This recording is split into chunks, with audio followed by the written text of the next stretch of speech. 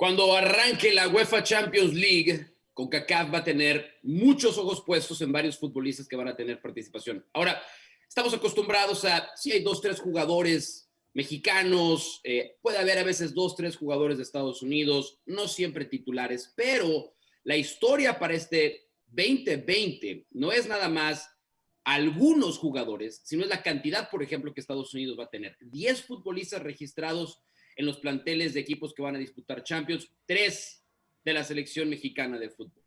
¿Qué significa esto? Lo vamos a platicar con Rodrigo Fáez, Héctor Huerta y Hércules Gómez. Bienvenidos, señores. A ver, voy a comenzar directamente contigo, Rodrigo, porque con Hércules y con Héctor podemos tener una visión sesgada dependiendo del país del que vayamos a hablar.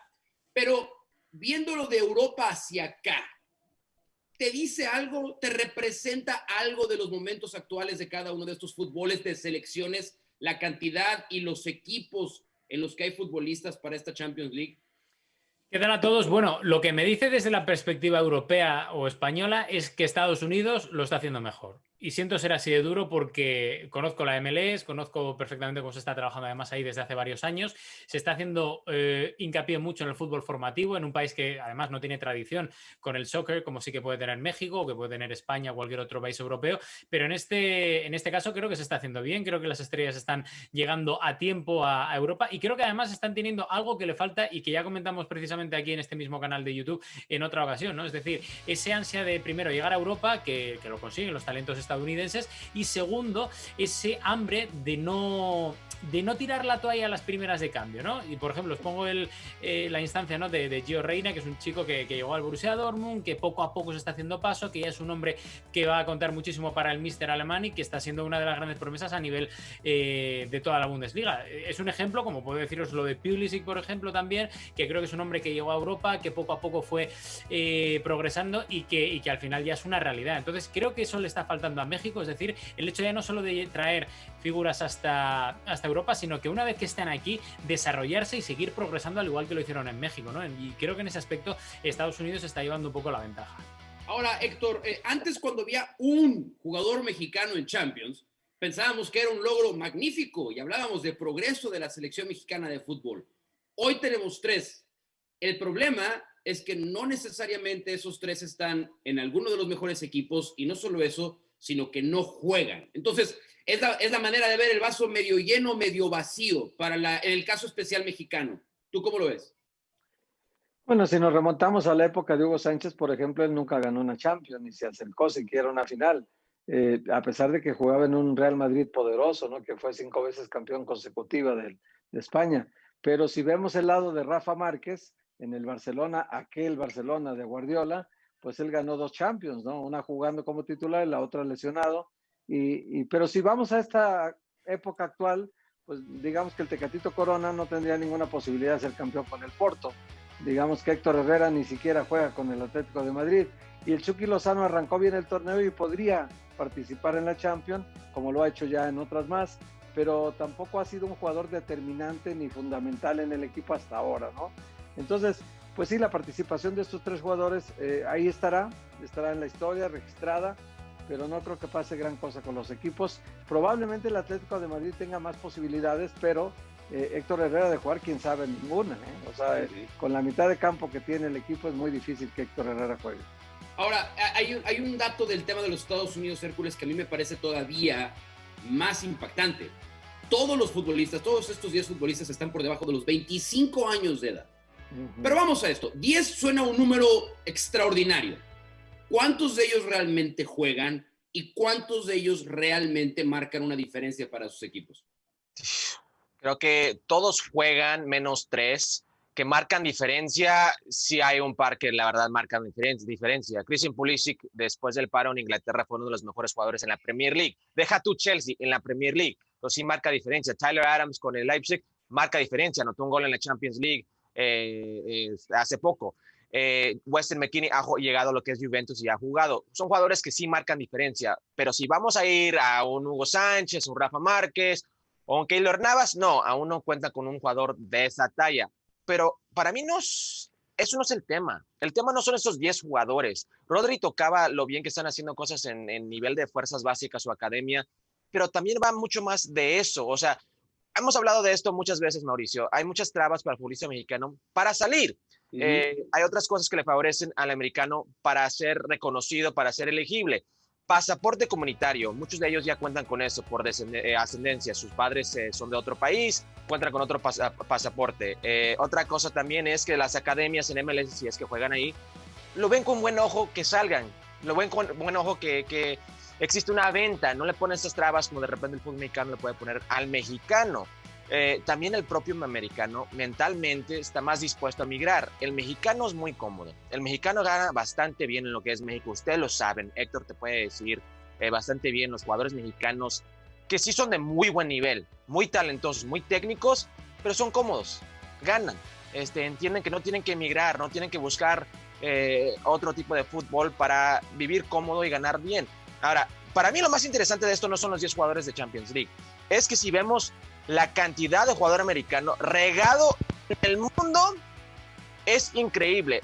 Más de 100, y híjole, te puedo decir fácilmente, regado por todas partes, el viejo continente, en Brasil, Argentina, en Croacia, en Grecia, en Finlandia, en todo tipo de fútbol. Se está acercando más al americano lo que es el brasileño, el argentino, el uruguayo, en exportar que el mexicano. El mexicano hoy en día no exporta, el mexicano hoy en día no busca más allá de lo que es Liga MX. Nunca exporta, es que ese es el tema. El fútbol mexicano no es un fútbol exportador, al contrario, el fútbol mexicano importa. Y acá es donde creo que podemos tener una buena discusión, porque en teoría todo pinta como nos lo dijo Rodri para decir, bueno, Estados Unidos lo está haciendo muy bien. Estados Unidos se quedó fuera de la última Copa del Mundo, ni siquiera clasificó. Entonces, pensando cómo se pueden aprovechar la estancia o la participación de estos futbolistas en estos clubes de nivel Champions, Rodri, ¿marca o no marca una gran diferencia para el tema de selección nacional? Que al final del día, acá nos hacemos la pregunta constantemente, ¿cuál es el gigante de la CONCACAF? Bueno, ¿cómo vamos a medir al gigante de la CONCACAF? ¿Con el que tiene más futbolistas regados por el mundo jugando en Champions o aquel que consistentemente domina las eliminatorias de su zona? ¿Cómo vamos a evaluar entonces el éxito o el fracaso de estos números y estos nombres que hemos presentado ahora? A ver, a la hora de evaluar éxitos, yo creo que un país tiene que evaluarlos llegando lejos en cualquier tipo de competición a nivel de combinados. Es decir, hablamos de CONCACAF, en este caso con México, Estados Unidos, pero sí que es cierto que luego a nivel individual pesa mucho. Y ya no voy a sacaros el tema del marketing, etcétera, ahora mismo aquí en Europa, con el tema de, por ejemplo, el fichaje de Dest por el Fútbol Club Barcelona, cómo se está explotando, que parece ahora mismo que solo hay jugadores norteamericanos en Europa, ¿no?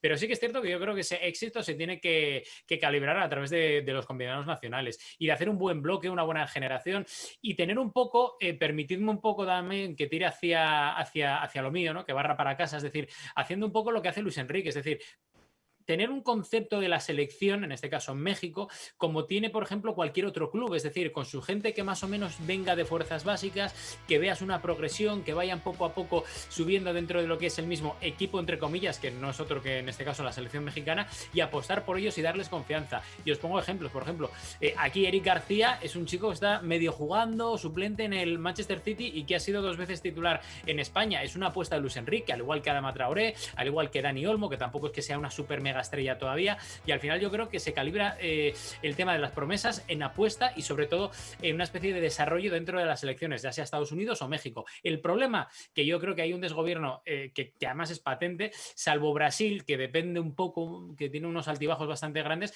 pero que es un mal endémico ya no solo de la CONCACAF, sino también de la CONMEBOL. Vemos a Argentina, que tiene a nivel de individualidades un auténtico equipazo, pero que luego no arranca a nivel colectivo, ¿no? Entonces yo creo que ese es también un mal endémico que está afectando mucho a América, a Norteamérica, en este caso a Estados Unidos, como decías tú, Mauri, que no se clasificó para Rusia, y también en este caso a México, que para mí tiene un potencial increíble, yo siempre lo he dicho, pero llamadlo falta de hambre o un error en la proyección o en la progresión, pero es que tampoco acaba de arrancar cuando yo creo que tiene motivos suficientes para ser una de las grandes a nivel mundial, ¿no? A ver, hablando de promesas, hablando de proyectos, hay una nota hoy en el portal de ESPN en el que se arma un 11 con promesas del fútbol mexicano que están fuera de la Liga Mexicana, pero que tal vez, si uno se pone a repasar los nombres, el único, tal vez, o hay 2 nombres que podemos identificar por ya haber sumado minutos importantes. Eugenio Pizzuto, que se fue a jugar con el Lille, que había sido capitán de la selección mexicana sub-17, que lo había hecho bien. El defensor del Atlas, Alejandro Gómez, que ha emigrado también al fútbol europeo, se fue ahora al Boavista de Portugal. Entonces, a ver, para todos, pero comenzando contigo, Héctor Huerta, ¿en qué selección a futuro tienes más confianza con todos estos elementos que hemos presentado? ¿En Estados Unidos o en México? ¿En dónde pinta mejor el futuro? Porque todos estos nombres que acabamos de decir, para cuando se juegue el Mundial del 2026, organizado por CONCACAF, van a ser nombres que vamos a tener ya más identificados que nunca.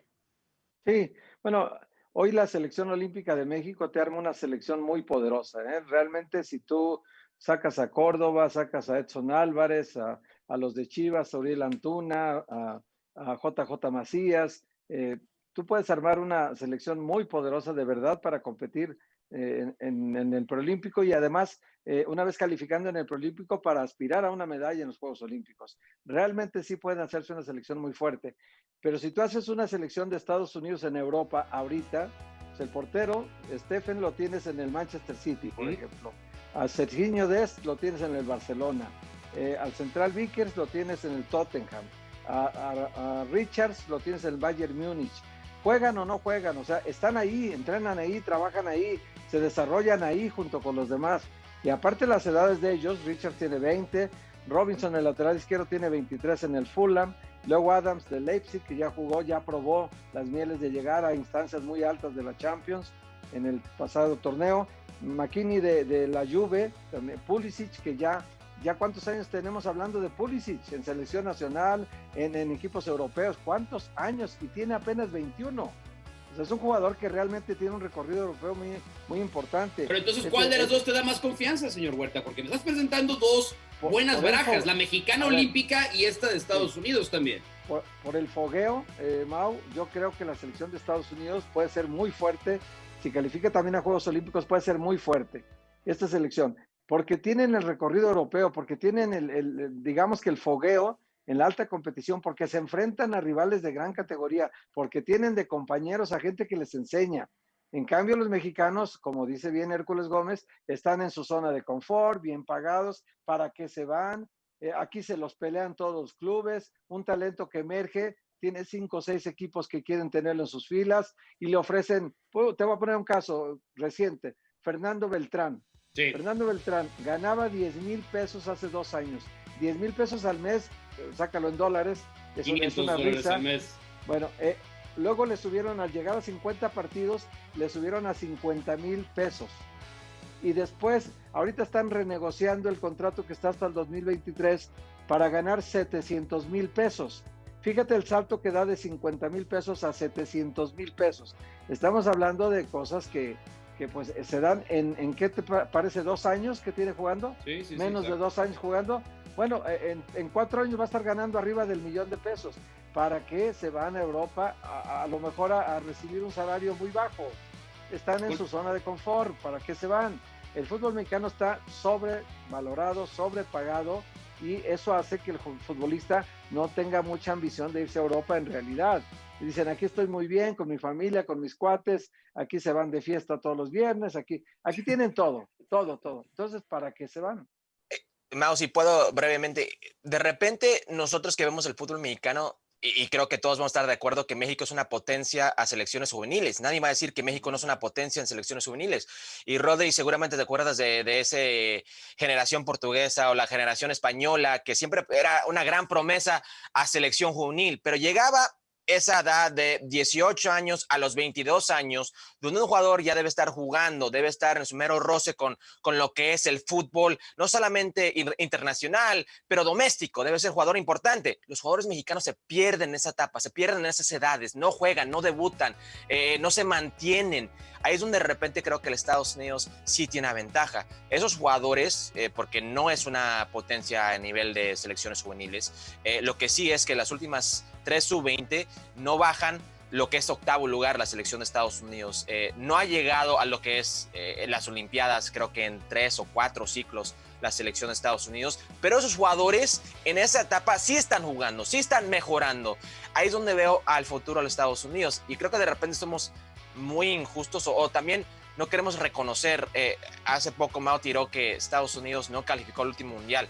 No calificó con 12 puntos. México califica en 2014 en repechaje con 11 puntos. O sea, también tenemos que ser conscientes que y no odio esta frase de que hay accidentes en el fútbol, pero estas cosas pasan. El SPI o el Football Index, como le quieran poner, le dio un 3% a Estados Unidos de no calificar, no calificó. En términos largos, creo que es lo mejor que le pudo pasar a no solamente la selección de Estados Unidos, pero a la Federación de Estados Unidos. Ese fue un tema que muchas veces se discutió en México. Si lo que México necesitaba para despertar era no ir al Mundial. Claro, el tema económico jamás se los iba a permitir. Rodrigo, Héctor, Hércules, Mauricio, gracias por estar conectados con nosotros.